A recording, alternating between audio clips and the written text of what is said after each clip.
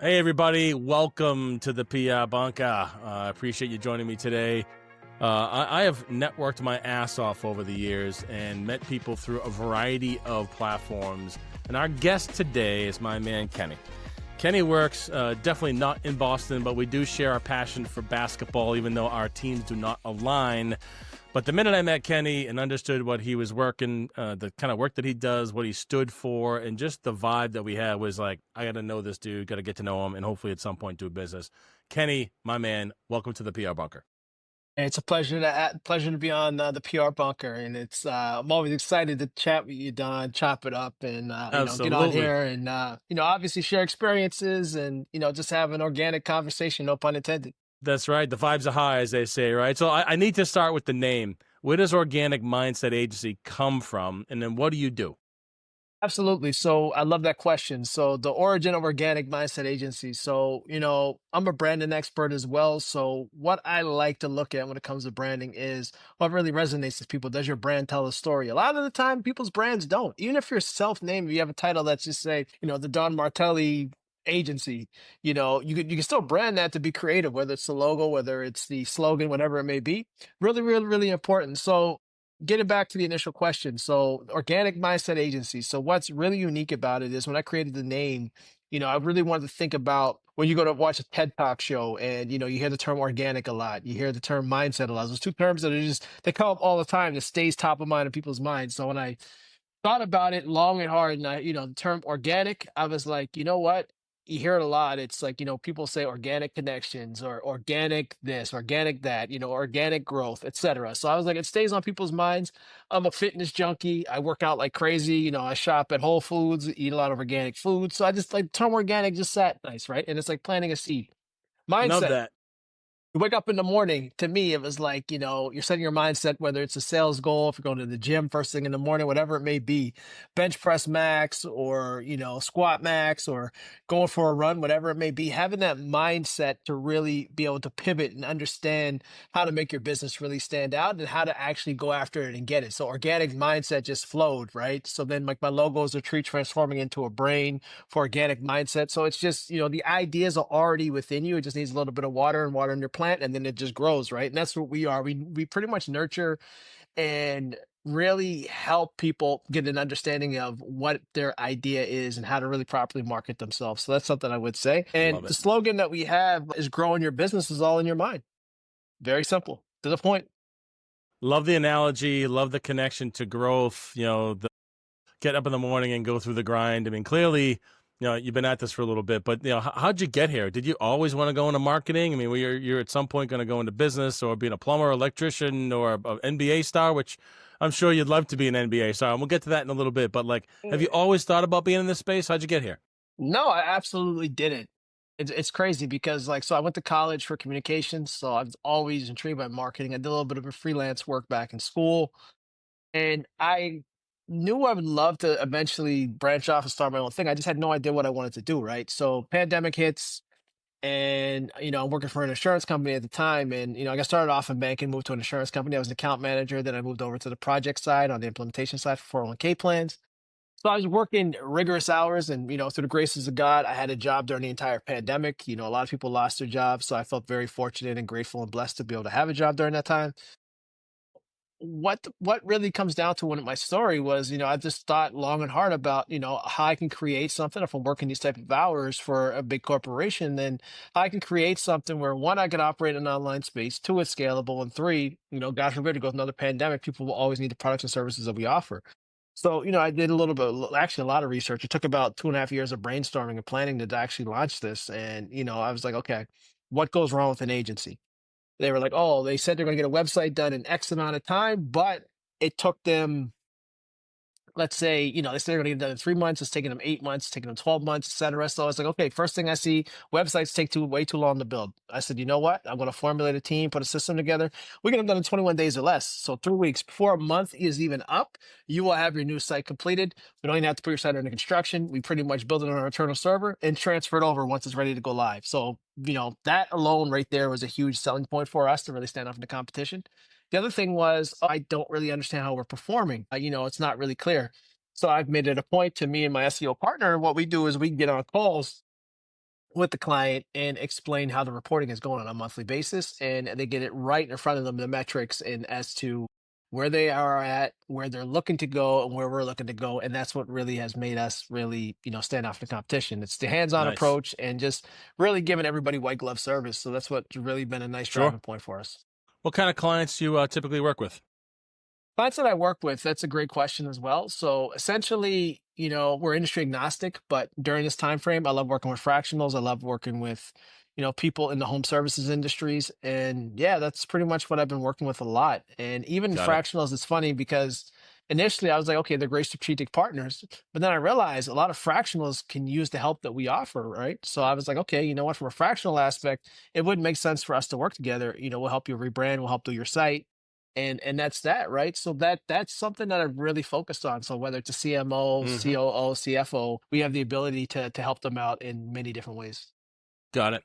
Now I love the term mindset generally, and my next question is really guided towards that. But every client engagement you have, right? It's a new relationship. You got there somehow. You networked and you're meeting them. So, what's that like as you like day one versus like month six in terms of that mindset? Because marketing is always changing.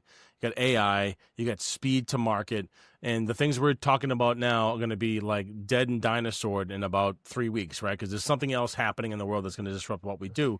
But what's your mindset going into a client engagement from day one, and then the 3 6 months down the road? How do you pivot and adjust your business and your work with them based on what's happening within the marketing space?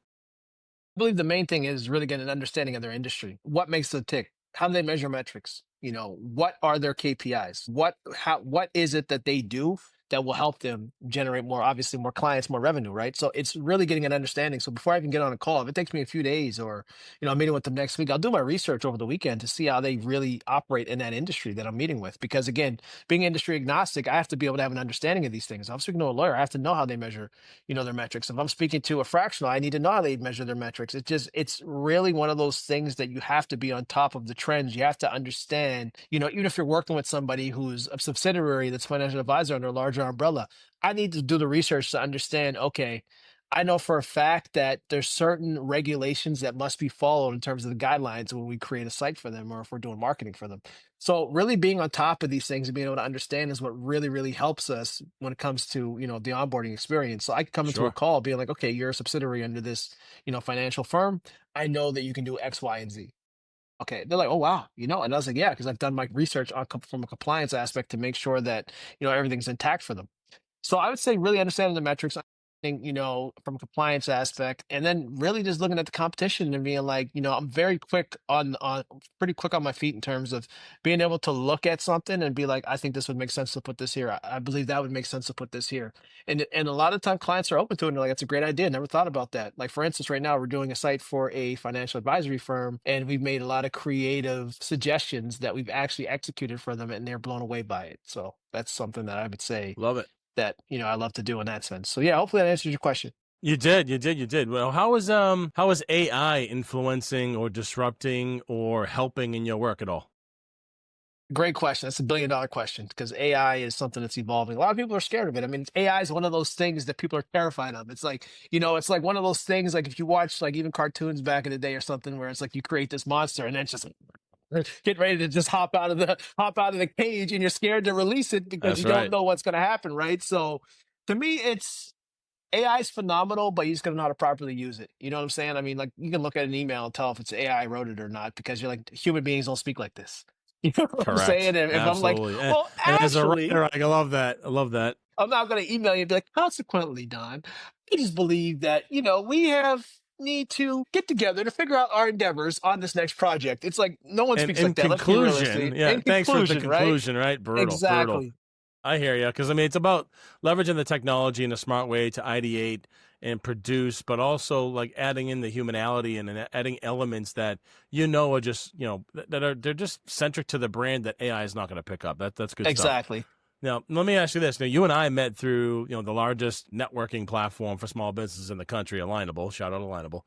Shout out to Alignable. Love to learn more about like, because I'm clearly older than you are, and I wish that I had that hustler mindset at a younger age to build a network to have the stones to launch my own business. So I just want to like understand, when did that like fire burn for you to say, no, I need to network, meet people. So the question is, when did that start? But two, what's your strategy in networking and meeting people? Love that question. Mindset. I love how you mentioned mindset. When I hear organic and mindset, you see, you're just doing it subconsciously. It just comes out, right? So that's why when I thought about the branding aspect, it made sense. Now, when it comes to I would say, really, when it comes to networking, in the beginning, I really struggled with really getting an understanding of when I first launched the business. I'll be the first one to tell you, the first year in business, I was lost. Everybody I met, it was a pitch, pitch, pitch, and trying to sell them something because you're that eager to get your first client, right? But then I realized the best way to effectively network is the relationship building. So it's like if I have, let's say, 30 calls in a week, and they're with brand new people. Some I know are going to be strictly for on a business aspect, but then some are just going to be able to build relationships. People can see what you do and what you offer. You stay top of mind. And what I realized in that aspect is really finding out what other business owners need help with. So if I do a few introductions, it may or may not, bring them business, but it'll point them in that direction. So being able to constantly be able to, give nuggets to people and being able to consistently be like, you know what, I want to introduce you to somebody, whether they run a networking community, whether they're a strategic partner, whether it's just somebody who does what they do, speaks volumes because it shows the individual you're not just out for yourself. Because, believe you, and I'm sure you even go on a networking events, being unalignable, you just come across people that pitch slap you. I call it pitch slapping, where they All just the come on time. there and it's just a pitch, pitch, pitch, pitch, pitch, trying to sell you something. And then you just zone out, right? Because you're tired of it. It's like you get on a call, someone will send you something saying, yeah, I just want to learn more about your business. So, and then it's like, yeah, so you're just going to pitch me and sell me something I don't really give a Yeah. you know what about. So, Yep. yeah, Yeah. You feel free. I don't give a shit about it either, man. I totally feel that vibe because honestly, people forget that it's human to human contact, right? And building relationships like 100%. we're doing now. And, I have this thing every time I log into LinkedIn, I go to myself, how many messages do I have in my inbox? And out of those messages, who's selling me something? Like, what's the average? And about 99% of the time, it's like, hey, Don, you don't know me from your ass to your elbow, but I'd love to sell you a sheep farm in Nebraska.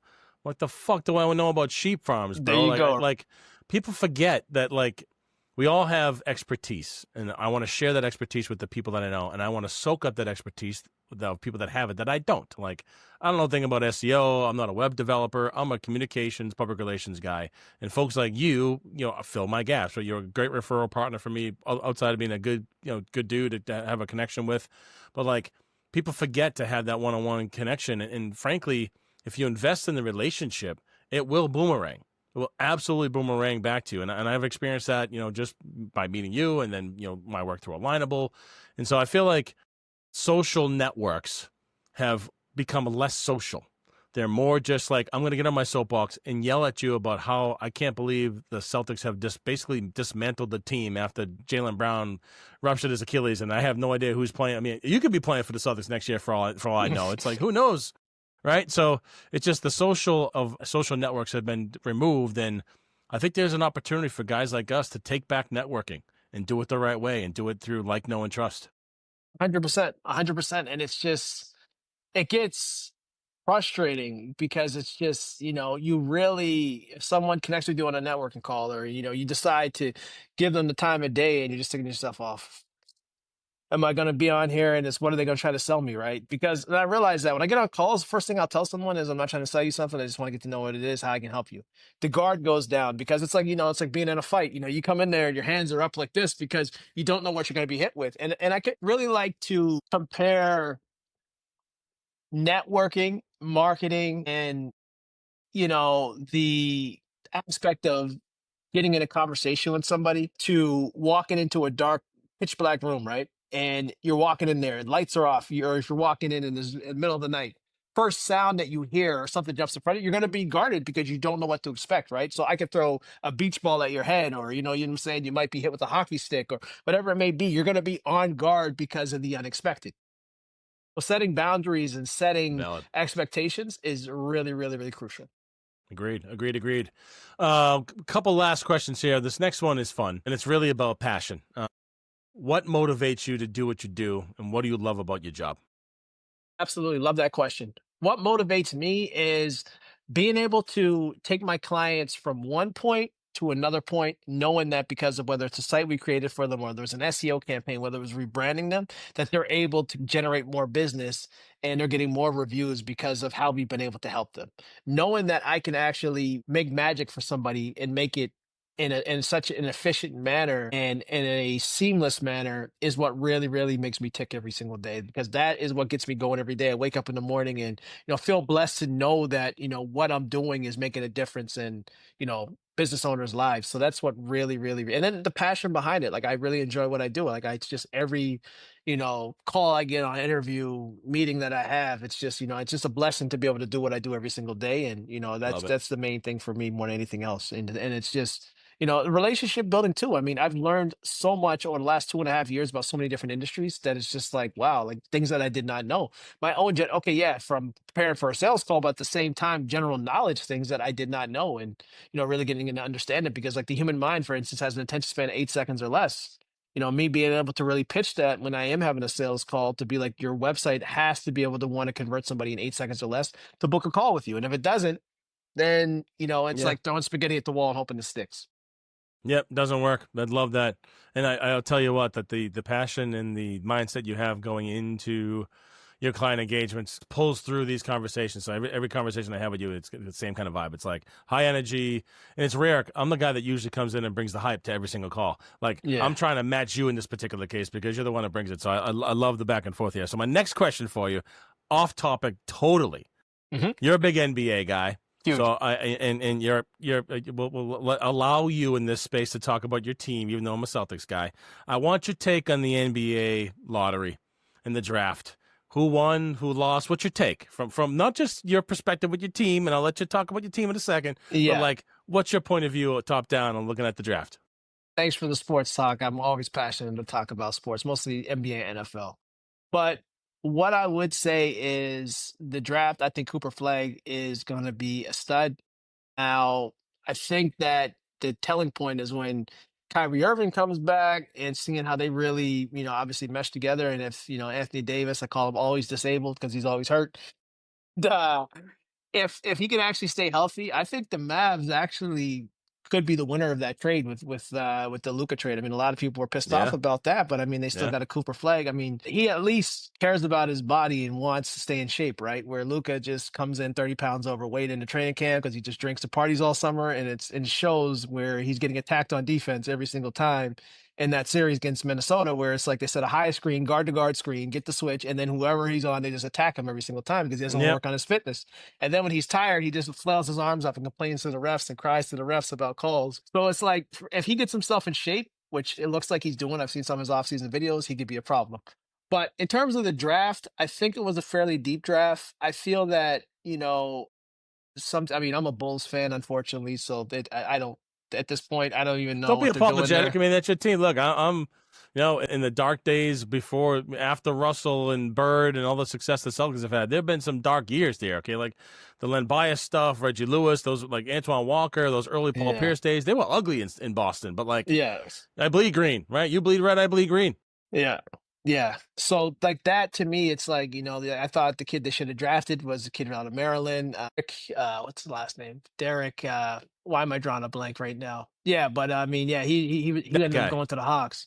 Yeah, Yeah, he I thought they should have got that kid out of Maryland. And, again, it's GM moves I don't understand. yeah, And a lot of the time I find there's a lot of copycat incidents. It's like, there's, okay, yeah, you got guys come out of Europe like Giannis, and so everyone's drafting these guys that are project guys. They come over, they're not really ready, and they just become role guys. That's another thing in the copycat league, I feel sometimes, where, teams need to just go back to, drafting the right way. When you look at Oklahoma City, I mean, as being a fellow Canadian, shout out to Shea Gilgeous-Alexander, best player in the world, MVP regular season, MVP of the playoffs. It's, I love seeing, Shea really bringing, basketball hype back since Steve Nash days, and yeah. it's great to see. And a lot of people don't realize the Canadian James Naismith was actually from Canada, even though he made it in Mass out in your neck of the woods. He's actually Canadian. A lot of people That's don't right. Look, realize hey, that. look, you can own hockey, but we own basketball, man. It's still ours, okay? It's still We're ours. catching up though. Yeah, you're getting there. I mean, look, it's. I wouldn't say it's quite at the point where like soccer is, but like basketball Yeah. absolutely is an international sport. I mean, I would say soccer, basketball, maybe arguably baseball. Baseball's a pretty international sport, but like American football is American football, right? Yeah, But it's definitely starting to get that international vibe to it, and it's. Well, I love to see the physicality come back to the game and less of the bitching me and moaning too. and complaining. But Yeah, like, I not that I want to agree. go back to short shorts and elbows in the face in the '80s, but like bring some physicality and a little I street agree. ball and let the toughen these guys up because they're all physically like jacked for the most part. I They're all agree. jacked and Yeah. they're super fit. So that's good stuff. Appreciate your take and good luck to you both. So my last question for you, super softball, like. People need to network with Kenny. They need to meet this dude, have some conversations. Where can they find you? Give us your website address, your socials. Like, give us your 411. Absolutely. So my website, you can connect with me at organic-mindset.com. Organic-mindset.com. So ORGANIC-MINDSET.com. And you can also reach us on social media on Instagram. It's at Organic Mindset Agency, all one word, Organic Mindset Agency. Phone number to reach me on is 302-204-0227. And you could also reach me on my email as well. It's Kenny, it's Kenny, at organic-mindset.com. So Kenny at Love it. organic-mindset.com. And what we are actually doing, if you book a call with us, is we are giving free hotel savings cards. So if you are looking to travel sometime anytime soon, so if you're Ooh, booking a call for the entire month of July, yeah, cool. we are July and August, actually, this entire summer, we're going to have hotel savings cards. So it's, it's a nice little incentivized Nice. program that we offer. We have some Heck partnerships yeah. as well. So absolutely would love to connect with anyone out there listening, and even just needs a question about, if they want to have another opinion about their website or anything like that, more than happy to help. Man, I would highly, one more time, highly recommend people speak to my man Kenny about digital marketing, website development, how to get that out there. If you're looking to, have digital marketing drive your business and get the clicks and get the people to call and hit your website, Kenny's a guy. He knows what he's doing there. But Kenny, thank you for joining me on the PR Bunker today. Appreciate the conversation. Appreciate the relationship that we are fostering here between two guys that have different opinions on our favorite basketball team, but we can kind of have the same mindset, keyword, on how we tackle business and how we build relationships here in business. Appreciate that. Thank you. No It's a problem. pleasure. Hey folks, thanks for joining in to this episode of the PR Bunker podcast with my man Kenny from the Organic Mindset Agency. I told you that his energy would equal mine, if not surpass it. Great kid, smart, motivated, doing incredible things in the branding marketing space out in the Midwest area. But I highly suggest you reach out to him, even just to network. Dude's super connected on Alignable and elsewhere. So I highly recommend you reach out to Kenny. Great guy. If you're looking for that sort of service, feel free to reach out to him. Happy to connect you. Appreciate you tuning in. Love if you can all subscribe and share this to your network. If you want to be on the podcast, or if you got folks that are in your world or clients of yours you think could be a great guest on the podcast here at the PR Bunker, give me a shout, don@prbunker.com, or just hit me up on my website at prbunker.com. In the meantime, thanks for tuning in, and I'll see you later.